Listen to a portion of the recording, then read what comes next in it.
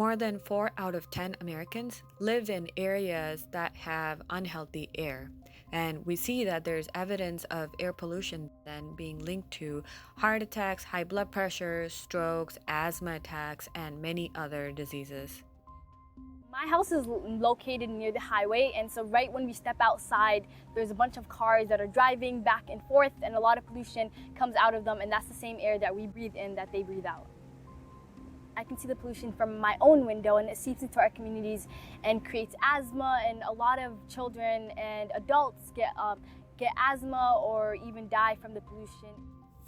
Whenever we cut down on levels of air pollution, that does result in improvement in asthma attacks and reduced heart attacks in real time.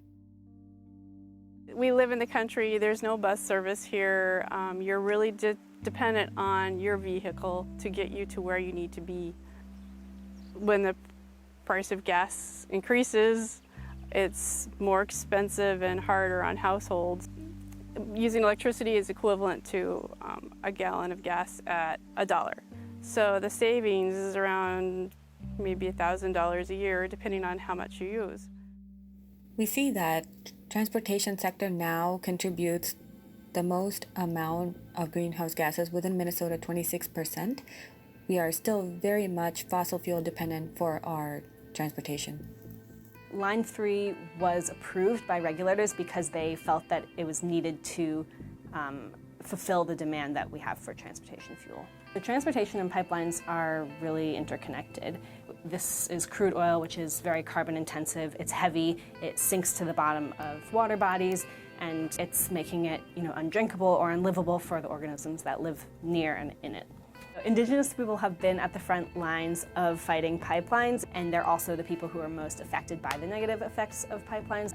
Nobody wants to have to choose between a dangerous pipeline or a dangerous protest, but that's the choice that communities are given. Crude oil pipelines commit us to burning more fossil fuels.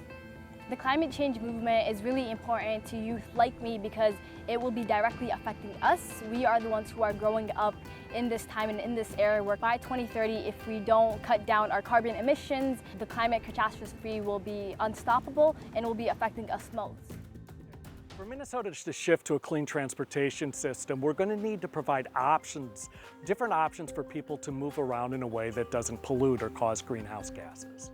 Electric vehicles really are the way of the future, and we need to bring that to rural Minnesota. The auto industry needs to make clean vehicles and clean vehicle infrastructure more affordable and more available to the average person.